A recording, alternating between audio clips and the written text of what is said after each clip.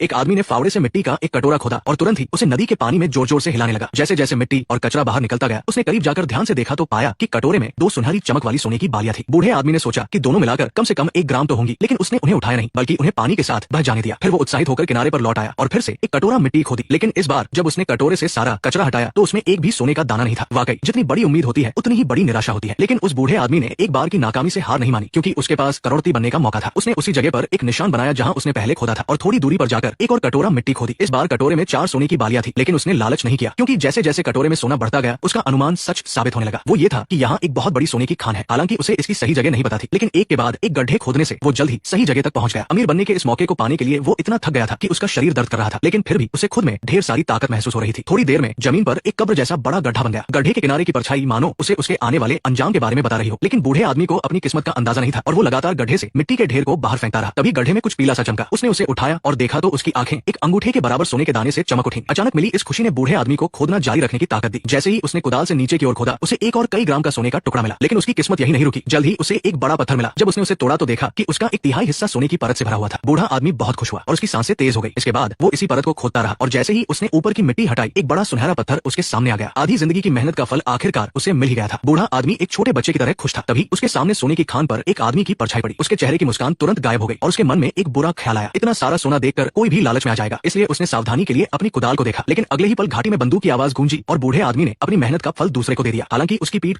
लथपथ थी और ऐसा लग रहा था कि वो मर चुका है, लेकिन वो लालची आदमी सोने के लालच में नहीं पड़ा। वो बूढ़े आदमी से थोड़ी दूरी पर गड्ढे के बाहर सावधानी से बैठ गया और लगातार लाश पर नजर रखता रहा। इस समय वो आदमी डरा हुआ था। थोड़ी सी भी आहट उसे दुश्मन की तरह लगने लगी। जैसे जैसे समय बीतता गया, उस आदमी का सब्र टूट गया, लेकिन किसी को नहीं पता था कि पुराना चावल ही सबसे अच्छा होता है। आखिरकार आधी जिंदगी जी चुके बूढ़े आदमी ने जीत हासिल की। उसने 10 से 15 मिनट तक इंतजार किया और तब उसे हमला करने का मौका मिला। हालांकि उसके पास उस आदमी जितनी ताकत नहीं थी, लेकिन उसने अचानक हमला करके उसे चौंका दिया। बूढ़े आदमी ने जमीन से एक मुट्ठी मिट्टी उठाई और उसके चेहरे पर फेंक दी। जैसे ही उसकी नजर रुकी, वो आदमी हार गया। मौका देखकर बूढ़े आदमी ने उसकी बंदूक छीन ली और बिना एक पल भी सोचे ट्रिगर दबा दिया। हालांकि आदमी के चेहरे पर गोली लगने से वो मर चुका था, लेकिन बूढ़े आदमी को पता था कि फिर से एक गोली चलाना कितना जरूरी है, इसलिए उसने एक और गोली उसके दिल में मारी। इसके बाद वो मुश्किल से गड्ढे से बाहर निकला। उसे लगी गोली ने उसके शरीर को तो छेद दिया था, लेकिन किसी जरूरी अंग को नुकसान नहीं पहुंचाया था। हालांकि बहुत खून बहने के कारण बूढ़ा आदमी लगभग मर ही गया था, इसलिए उसे वही आराम करना पड़ा। इस दौरान उसने उस आदमी की लाश को सोने की खान के नीचे दफना दिया, मानो उसकी इच्छा पूरी हो गई हो। बूढ़ा आदमी जानता था कि लालच बुरी बला है, इसलिए उसने केवल 2 बोरे सोना अपनी गधे की पीठ पर लादा और जैसे ही उसके घाव ठीक हुए, वो आराम से वहां से चला गया। वो जानता था कि ये जमीन जल्द ही लोगों के लिए एक युद्ध का मैदान बन जाएगी, लेकिन अब इस लड़ाई से उसका कोई लेना देना नहीं था।